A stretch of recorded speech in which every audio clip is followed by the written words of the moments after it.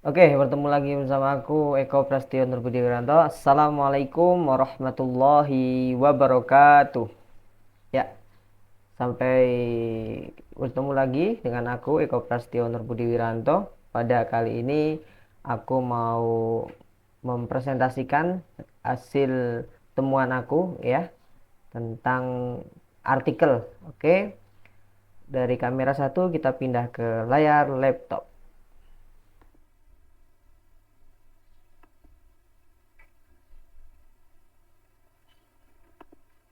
Oke, sudah tampak. Oke, sip. Oke, kita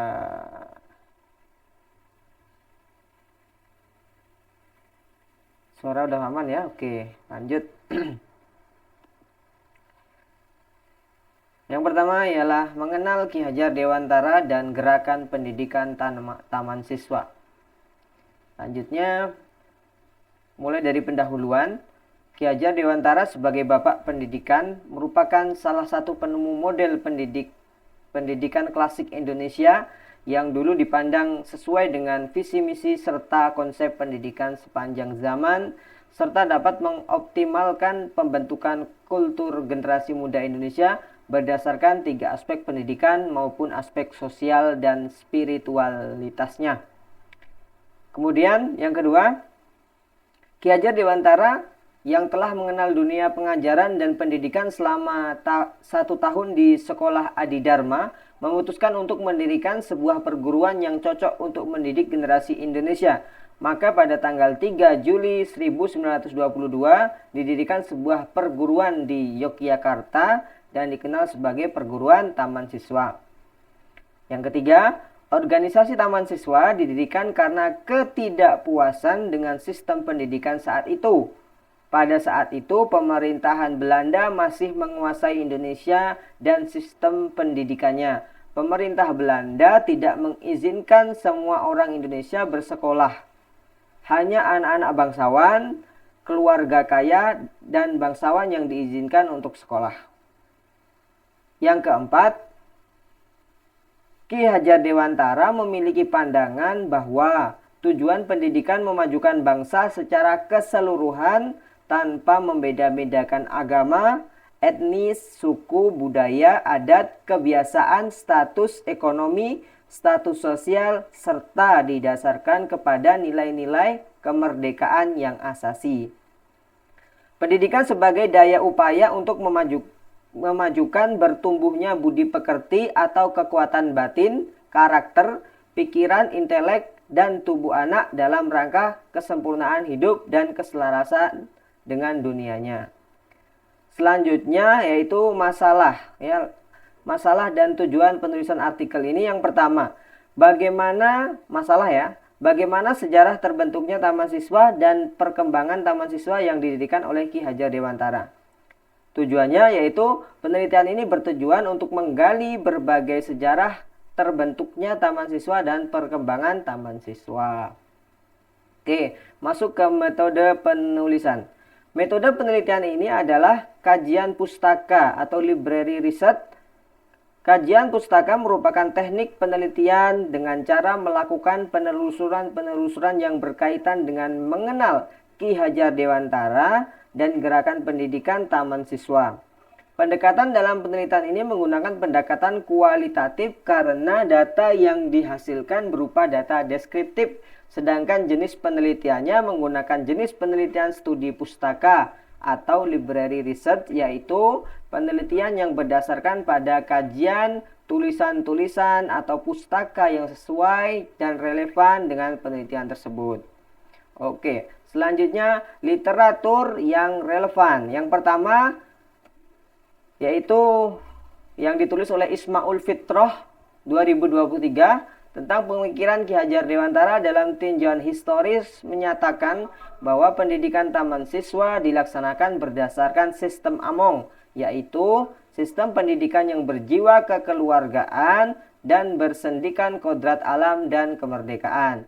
Kemudian sesuai dengan tulisan Surya di Fajri tahun 2021, yaitu hasil dari penelitian tersebut pengaruhnya dapat kita lihat pada sistem pendidikan nasional di Indonesia sekarang yang tidak lagi menggunakan sistem pendidikan barat secara keseluruhan. Akan tetapi memasukkan unsur kebudayaan dan budi pekerti dalam dunia pendidikan dan tidak terlalu mengedepankan intelektualitas tetapi juga dibarengi dengan sikap yang baik. Kemudian yang ketiga ditulis oleh Tamrin Effendi tahun 2023 tentang sistem Among merupakan sistem pembelajaran yang proses pembelajaran yang merdeka bagi peserta didik. Karena dalam sistem Among, Ki Hajar Dewantara dipahami sebagai pemelihara dan perhatian untuk mendapat pertumbuhan anak lahir dan batin sesuai dengan kodratnya. Memiliki makna menjaga kelangsungan hidup batin peserta didik dengan mendampingi dan mengarahkannya. Bukan hanya membiarkan perkembangan batin peserta didik, namun juga menjaga agar keadaan batin peserta didik tetap dalam keadaan baik.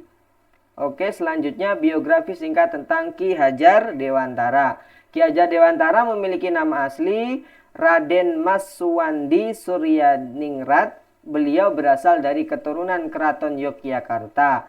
Ki Hajar Dewantara lahir di Yogyakarta 2 Mei 1889 dengan nama tadi di atas Raden Mas Suwardi Suryaningrat. Beliau mengganti namanya tanpa gelar bangsawan agar dapat lebih dekat dengan rakyat setelah menyelesaikan pendidikan dasarnya. Jadi setelah menyelesaikan pendidikan dasarnya, baru Ki Hajar Dewantara itu mengganti namanya tanpa gelar ya. Jadi dengan istilah yang sekarang kita kenal Ki Hajar Dewantara. Beliau belajar di Stovia tetapi tidak menamatkannya karena sakit. Beliau kemudian bekerja sebagai wartawan di beberapa surat kabar antara lain The Express, Utusan Hindia, dan Kaum Muda. Sebagai penulis yang handal, tulisannya mampu membagikan semangat anti-kolonialisme. Selanjutnya, profesi Ki Hajar Dewantara yaitu profesi yang digeluti oleh Suwardi Suryaningrat atau yang kita kenal sekarang dengan Ki Hajar Dewantara adalah dunia jurnalisme yang berkiprah di beberapa surat kabar dan majalah pada waktu itu. Sediotomo, The Express, Utusan Hindia, Midden Java, Cahaya Timur, Kaum Muda, dan sorry ini ejaan lama jadi agak ngeja dulu. Pusara yang melontarkan kritik sosial politik kaum Bumiputra kepada penjajah. Pada waktu itu Ki Hajar Dewantara termasuk penulis terkenal. Tulisannya yang tajam dan patriotik membuatnya mampu membangkitkan semangat anti kolonial bagi pembacanya. Selain sebagai wartawan, ia juga aktif di berbagai organisasi sosial dan politik. Ketika tahun 1908, Ki Hajar Dewantara aktif di seksi propaganda organisasi Budi Utomo untuk menyosialisasikan dan membangkitkan kesadaran masyarakat Indonesia tentang pentingnya kesatuan dan persatuan dalam bangsa dan berbangsa dan bernegara. Kemudian Ki Hajar Dewantara mendirikan Insi Partij ya bersama dengan Danudirja Setiabudi atau yang dikenal dengan Duwisdeker dan Cipto Mangunkusumo ya. Ki Hajar Dewantara mendirikan Insi Partij atau partai politik pertama yang beraliran nasionalisme di Indonesia pada tanggal 25 Desember 1912 dengan tujuan untuk memerdekakan Indonesia. Namun ditolak oleh Belanda. Kenapa? Karena dianggap dapat menumbuhkan rasa nasionalisme rakyat. Ki Hajar Dewantara ikut membentuk Komitmen Bumiputra pada November 1913. Tadi ada yang salah. Ki Hajar Dewantara ikut membentuk Komite Bumiputra pada November 1913. Komite Bumiputra melancarkan kritik kepada pemerintah kolonial Belanda yang bermaksud merayakan 100 tahun bebasnya negeri Belanda dari penjajahan Prancis dan menarik uang dari rakyat jajahannya untuk membiayai pesta perayaan tersebut. Malu gak sih? Malu ya. Udah menjajah, menarik iuran lagi untuk kemerdekaan negaranya. Kita lanjutkan. Ki Hajar Dewantara mengkritik melalui tulisannya yang berjudul N for Allen, Marok Allen for N, yang artinya satu untuk semua tetapi semua untuk satu juga. Dan Al is en Nederlander was, seandainya aku seorang Belanda. Akibatnya, seandainya aku seorang Belanda, pemerintah kolonial Belanda menjatuhkan hukuman tanpa proses pengadilan berupa hukuman interning atau hukum buang, yaitu sebuah hukuman yang menunjuk sebuah tempat tinggal yang boleh bagi seseorang untuk bertempat tinggal di sana. Ki Hajar Dewantara artinya akhirnya dihukum dibuang di Pulau Bangka. Oke, selanjutnya pendirian Perguruan Nasional Taman Siswa ya. Setelah kembali dari pengasingan bersama teman-teman tadi ya, yang mana kita sering sebutnya dengan 3 serangkai, Ki Hajar Dewantara mendirikan sebuah perguruan yang bercorak nasional, National Onderwijs Instituut Taman Siswa, atau lebih dikenal dengan Perguruan Nasional Taman Siswa, pada Juli 1922. Lembaga pendidikan yang memberikan kesempatan bagi para pribumi kelas bawah untuk bisa memperoleh hak pendidikan seperti halnya para priai maupun orang-orang Belanda.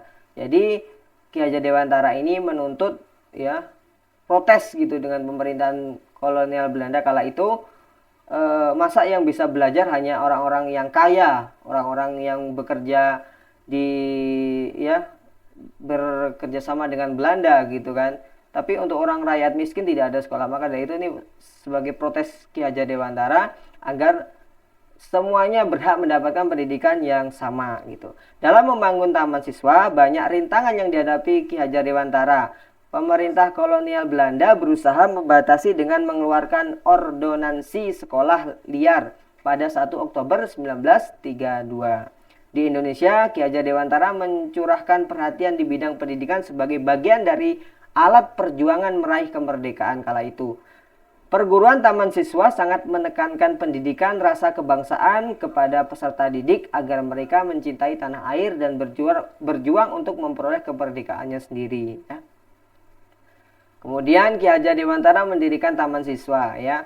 Media massa Indonesia hampir semuanya menentang ordonansi tersebut. Ya, ini yang tadi Belanda itu keluarkan ketika ada Ki Hajar Dewantara itu mendirikan Taman Siswa.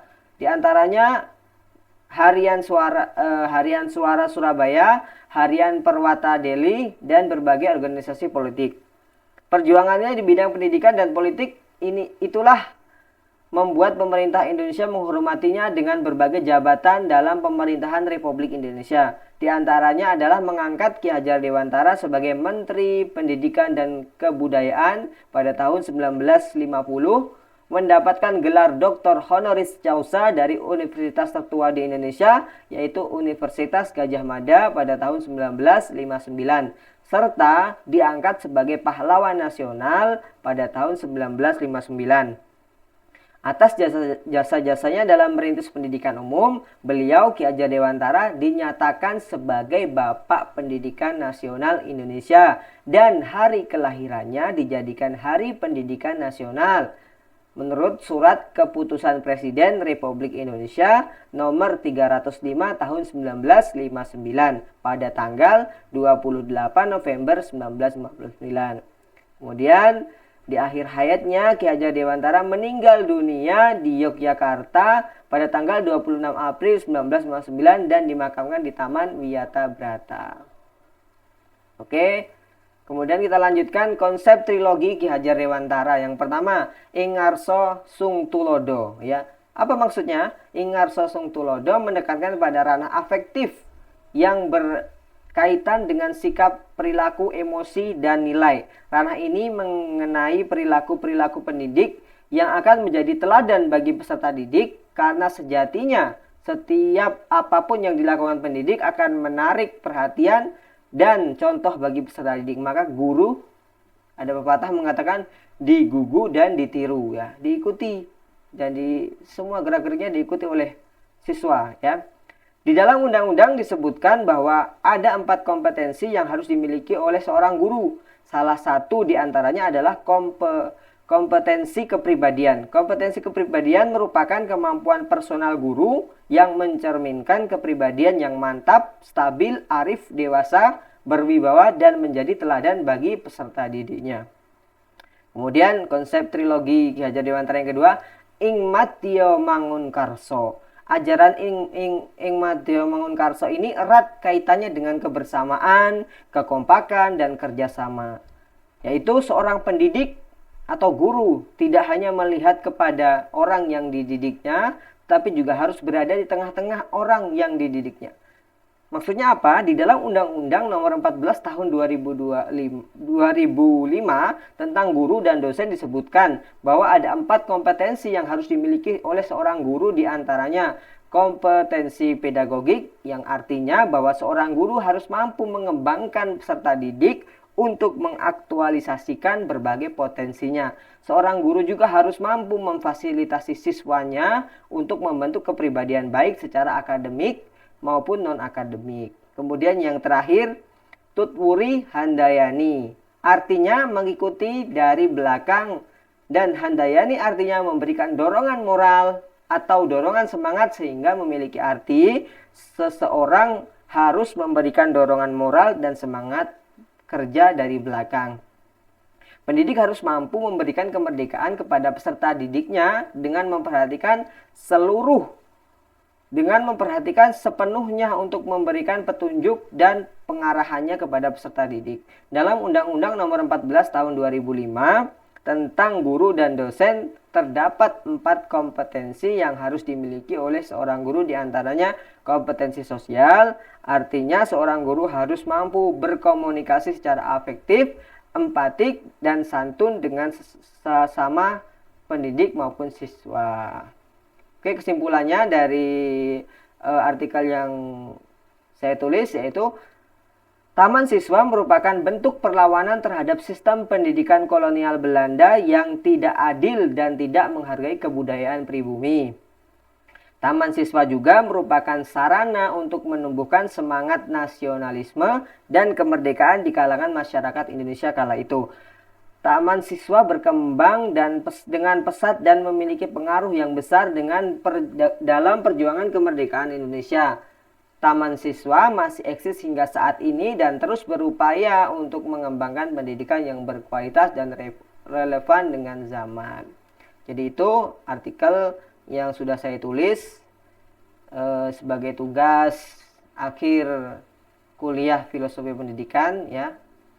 Semoga apa yang telah saya bacakan ini bermanfaat bagi diri saya sendiri juga bagi orang lain ya. Jika ada pertanyaan silahkan tuliskan di bawah. Sampai bertemu dengan video selanjutnya. Assalamualaikum warahmatullahi wabarakatuh.